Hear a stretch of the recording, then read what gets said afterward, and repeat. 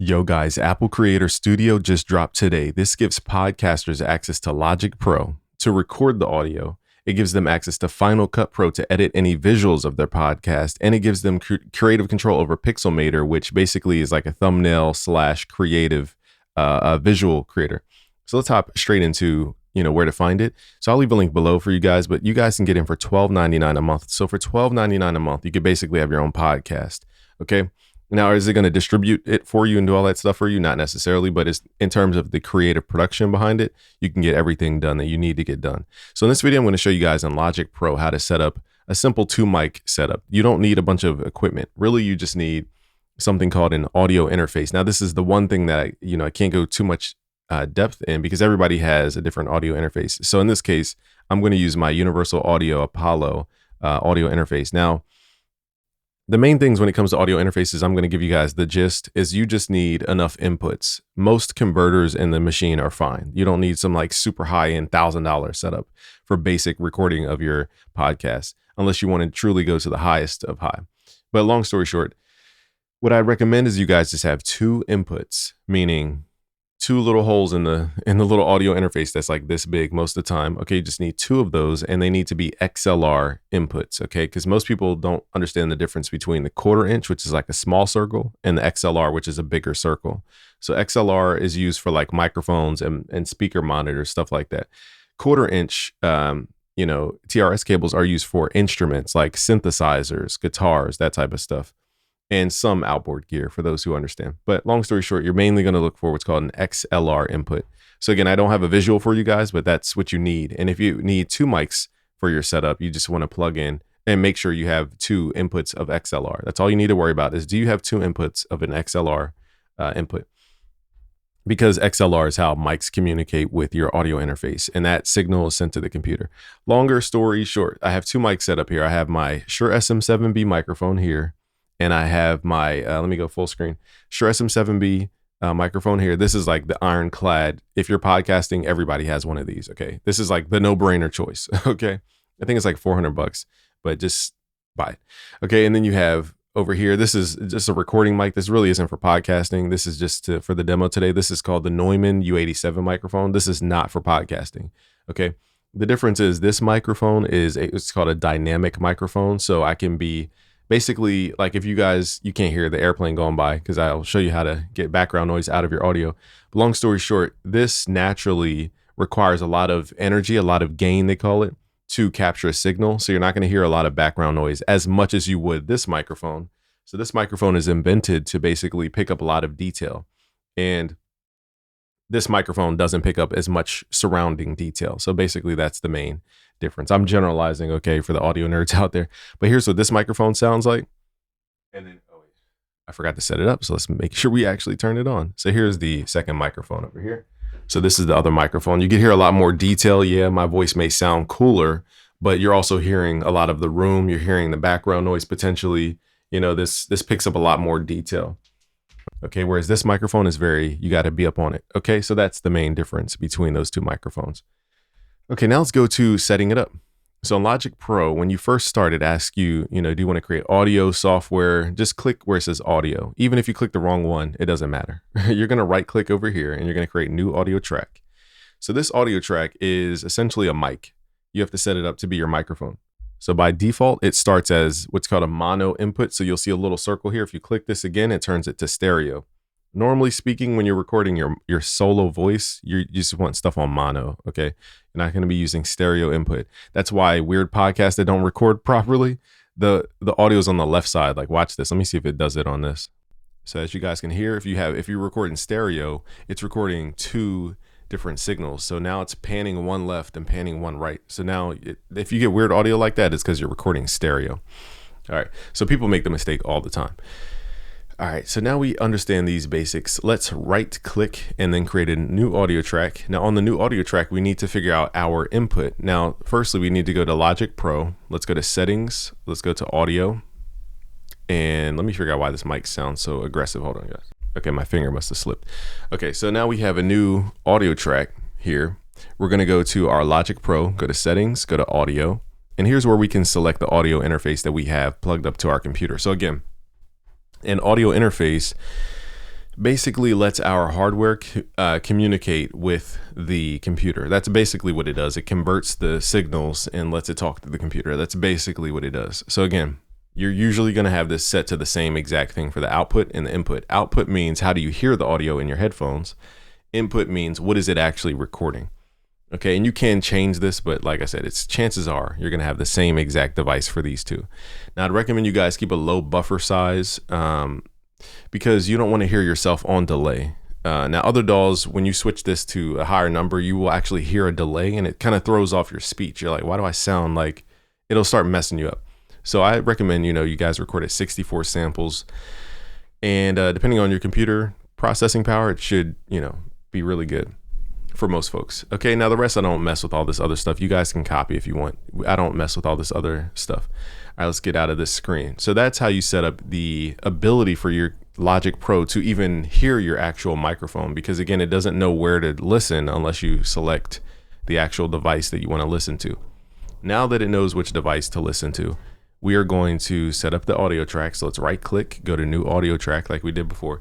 Now we need to go to our input list. So everybody's input list is completely different. There's no one input list. Okay. Now, if you just don't know where you put your microphone, just click through each one until you hear your microphone. I have a very complex, input output matrix, it's called. So mine is a little more convoluted than the average person. Yours does not look this convoluted. That's why I said everybody's audio interface is completely different. So in this case, you just need to figure out, now if you're on a device like this, for example, you're going to go find your actual signal, make sure the signal is actually coming through on your software for your audio interface. So when I talk into this microphone, I should see some green here. And if I talk into the other microphone, I should see a signal as well. I'll just snap into it because it's not active yet. Okay, so these two microphones work for sure. So it's not a microphone issue. It's, if you don't hear a microphone, it's now the fact that we haven't routed the audio into Logic Pro. So this may seem daunting, and you might have to rewind this video all the way back to the beginning, but I'm showing you guys a real world, example of how to set your stuff up. Okay, so a couple other things in your audio interface. Now, some have the ability to do this, some don't. So we're gonna make sure for the microphone, it has a microphone input and not a line input. Line input is for instruments. Okay, mic input is for your microphone, and I'm generalizing. Now, the reason this one, just to show you guys why this works with a line input, is because I'm running my microphone through what's called a preamp. And now that preamp talks to my audio interface, and it just does stuff to the audio to make it smoother. And long story short, it has a 1/4 inch input, and that's why this is online. Okay, so I'm just letting you guys know why there's a difference between these two.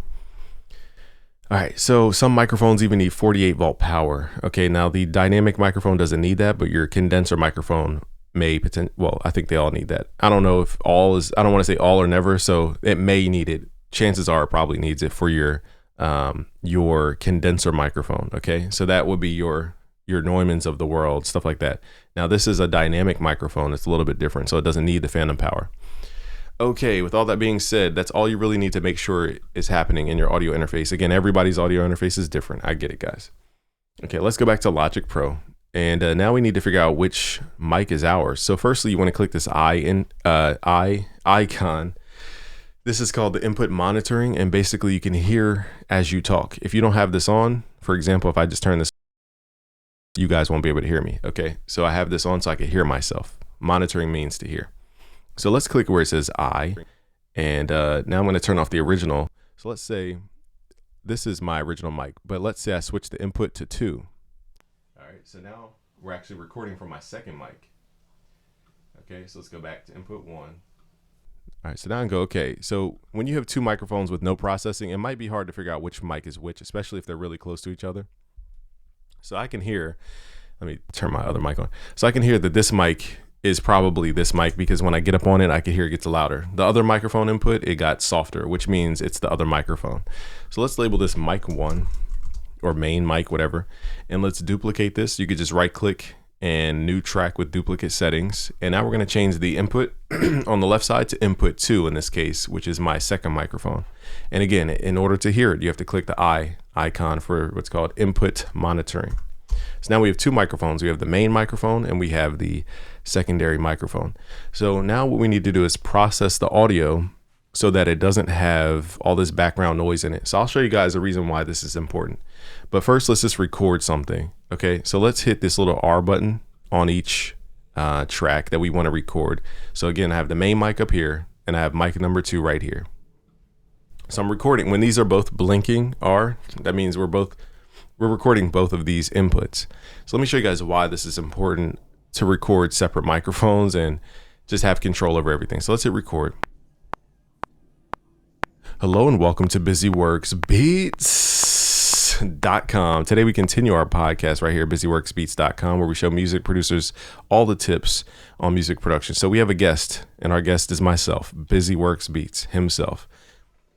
What's going on, guys? How you guys feeling? Chilling, man. Can't complain. So tell me how you guys started in FL Studio. Well, we started in an FL Studio, and then let's say the host does something like burps in the mic or something like this. Okay. So now we started in FL Studio because this was the DAW that was the most popular around the time. You know, you had Ninth Wonder, you had all the producers at that time really making beats. Okay, so now we have audio for both. Let me show you guys why we record separate tracks, okay? So firstly, okay, is I'm gonna move my audio to a different track where it's gonna start basically from scratch. So I'm gonna show you guys a vocal chain you guys could use. Now, if you guys don't wanna follow the steps, I'll just leave the download link below. You guys could download the vocal chain and just be on your way. Cool. Okay, so here's what we need to do firstly is chop out the part where, you know, the belch happened. That's the best solution, is usually just remove the audio. It's no point in trying to use all these plugins. Well, we started in an FL Studio, and then let's say the host does something like burps in the mic or something like this. Okay, so now you can hear this microphone because we have it set up about 6 feet away. Well, yeah, 4 feet away. Now 6 feet is probably more ideal than 4 feet away. So because they are set up further apart, it didn't record in the second microphone. Let's double check to make sure that's an actual fact. Burps in the mic or something like this. Okay, so it did record in the second microphone, but I'll show you guys how to remove that. Even if you don't pick it up on the visual, like you guys might not be able to see. But on the first track, it's still recorded into the second microphone. It's just harder to see visually. Okay, so there is a button where we could see stuff a little bit more louder. If you click this little button right here, you can actually make the waveform bigger, okay? So that helps for a little granular stuff like this. Okay, or something like this. Okay. So again, the best solution again is just to chop it out. But in real world scenarios, to chop out the guest speaking would be kind of weird. Now, unless it's like a millisecond or something. So let's go to here where it says the tools up here. Let's click on the scissors tool, and we're gonna hit Command to access the second section over here and just chop this manually just like this. Now again, let's say that it's hard for me to do 2 things at once. So let's say that the guest is still speaking even though the host belched or whatever. So we can just delete the audio from the host's track, okay? But the guest, let's say theoretically, was still speaking at this specific point. Okay, so in that case, we have to leave this audio patch. We can't just cut it. Well, we started in an FL Studio, and then let's say the host does something. Okay, so here is a solution called what's called a noise gate. So the first plugin that you're usually gonna add to your vocal chain is a noise gate. So let's click on the mic number 2. This is our guest mic. Let's go to audio effects. Let's type in the word gate, and I believe it's called just noise gate in the Logic. Now, it might be best you guys use presets. Noise gates can get very nuanced, okay? I'm not acting like this is the easiest tool in the world to use. The main thing is the attack time and the release time. So the release time, we want to have this up usually near 150 milliseconds, something like burps in the mic or something like this. Okay, and then we need to figure out the threshold where basically the microphone is turned down and it does not include the background noise. So right now we can still hear this little belch. So let me put this on loop. My bad, y'all. I had to run downstairs to make my son go downstairs. Okay, long story short, we have the threshold here at -50. So all we're gonna do is increase this to remove more of the background noise so you guys can hear the belch.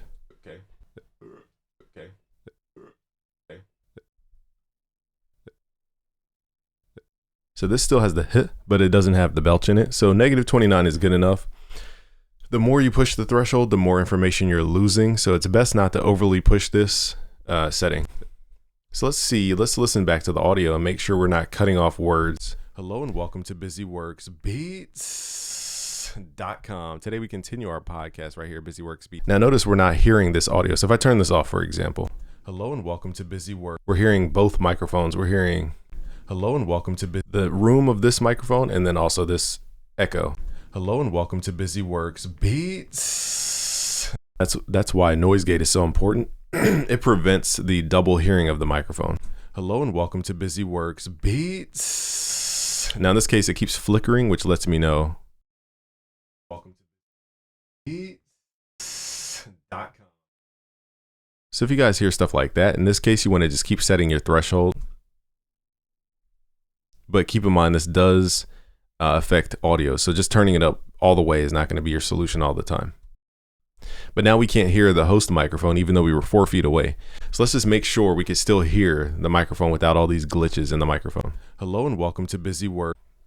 What's going on, guys? How you guys feeling? See how this was like going on, guys? It didn't say what's going on. What's going on, guys? How you guys feeling?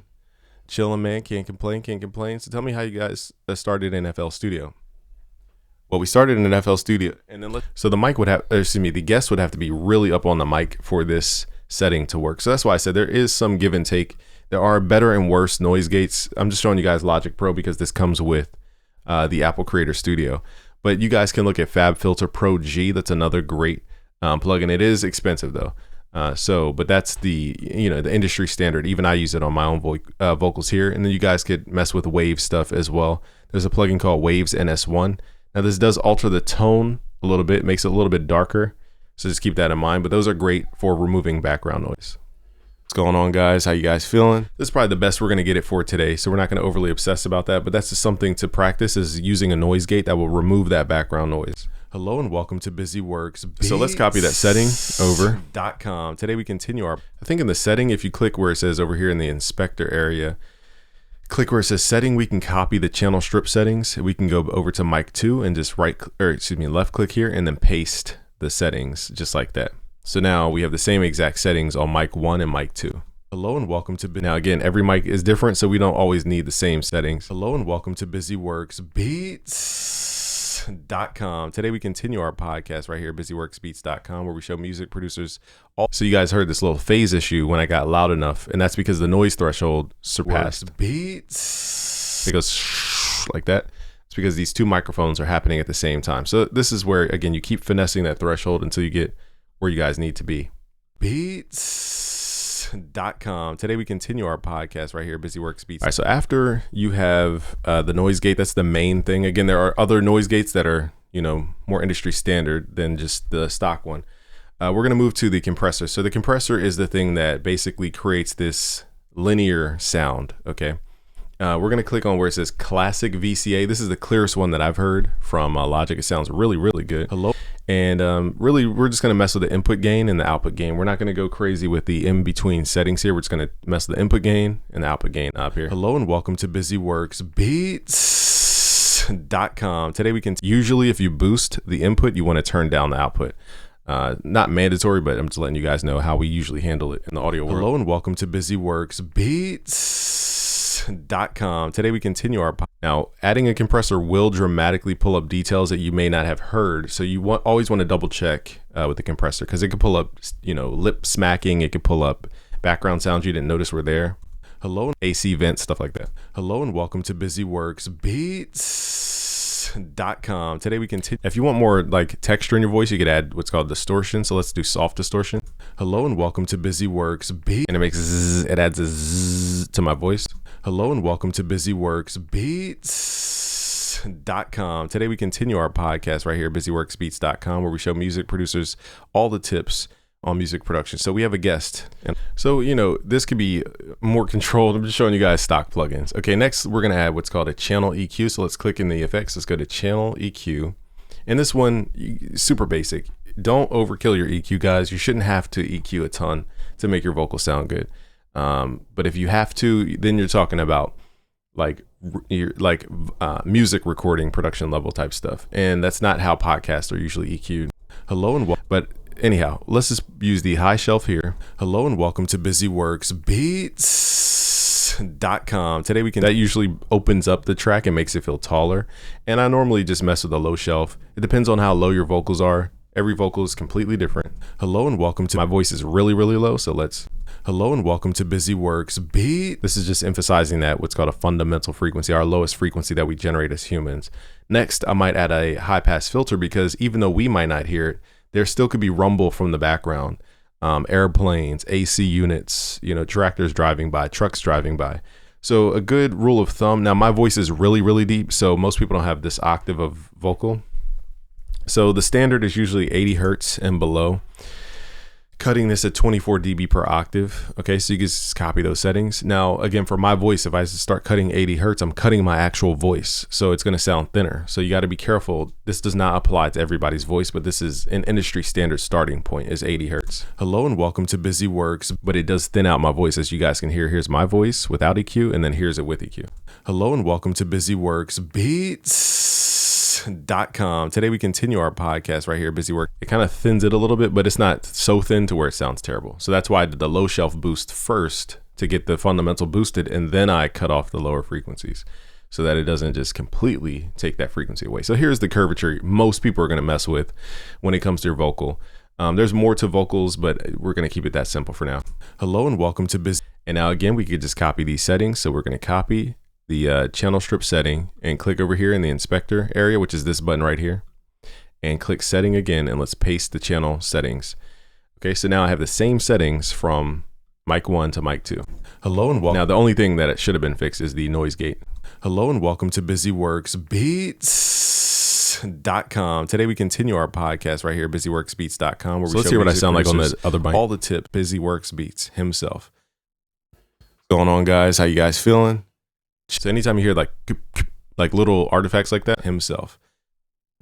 Going on, it's a noise gate issue. So again, we can go for days about the noise gate. I just don't have time to be going back and forth about everything here. So, and our guest is myself, Busy Works Beats himself. What's going on, guys? How you guys feeling? Chilling, man, can't complain. So this microphone came in warmer or louder. So let's just pull this back down. Because compared to this level, this is visually, you could just see this is bigger than this. So we're going to turn down the mic number 2. What's going on, guys? How you guys feeling? Chilling, man. Can't complain. Now, here's where you have to use your brain. Okay, so here we're going to combine these two microphones. We're going to hit Shift or Control and right click and create a track stack. So now we're combining the two microphones into, we'll just call it the submix for now. And our goal with this is to make these both feel more cohesive. So I'll just show you one plugin I would normally use, and we have to use our ear to say, okay, which mic sounds louder? And I'm just gonna manually just start turning the track level up. So for example, mic 2 sounds a little bit quieter than the main mic. What's going on, guys? How you guys feeling? Chilling, man, can't complain. So tell me how you guys started in FL Studio. What's going on, guys? How you guys feeling? Chilling, man, can't complain. So now they sound a little more even. Okay, so again, the main culprit here in terms of the flaw is that noise gate setup. But normally, like I said, I would use Waves NS1 and I would use Pro G by FabFilter. These are two completely different companies and they cost a lot of money to access these plugins. That's why I don't recommend them for beginners right away. Okay, so here we have them set up right. The volume's right, the EQ and the compressor set. Now let's go to the submix and let's add what's called a limiter. So a limiter's job is just really to turn stuff up and make sure it doesn't go past a certain point. In theory, 0 is that output point, but I'm going to show you guys, we want to turn this down to about -0.3 or more because there are these things called like ghost transients that could potentially go above 0, and we don't want the platforms to turn our stuff down. We want to just basically have it to where the platforms don't have to adjust our audio outside of the loudness of it. Okay, so let's just turn the gain up. What's going on, guys? How you guys feeling? Chilling, man, can't complain. So this is going to give it that final like loudness and that linear polish over it. So you could boost this really until you see about -3 in this middle column that stands for reduction. What's going on, guys? How you guys feeling?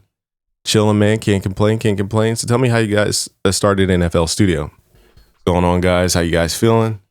Chilling, man, can't complain. So tell me how you guys started in FL Studio. What's going on, guys? How you guys? Now, okay, so that's with the default noise gate. So now I'm going to show you guys what a pro setup will look like, just because it's hard for me to hear just the stock stuff sometimes. So let me show you guys what a pro setup will look like. I already know my mic is set to 40 on this, and then we're going to pull up what's called Pro G, just to show you guys the subtle difference in just getting a noise corrector. or background noise remover. And let's go to settings here in Fab Filter Pro G. Let's go to vocal all around. This is just what I keep mine on. I don't change the settings outside of the threshold here. What's going on, guys? How you guys feeling? Chilling, man.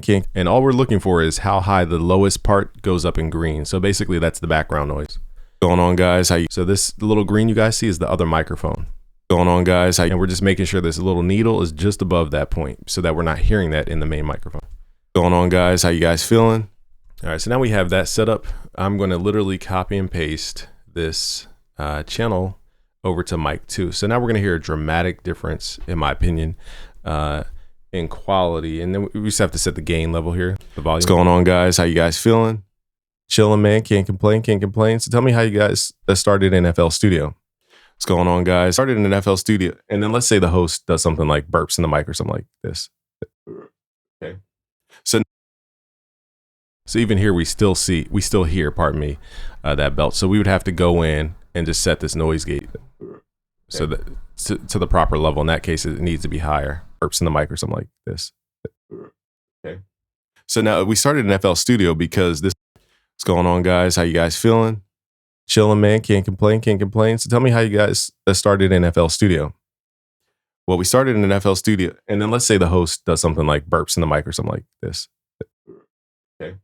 So now we started in FL Studio because this was the DAW that was, now it's a little more smeared. I would have to, again, mess with the threshold and the release time here, but I'm trying not to make this video 1,000 years long.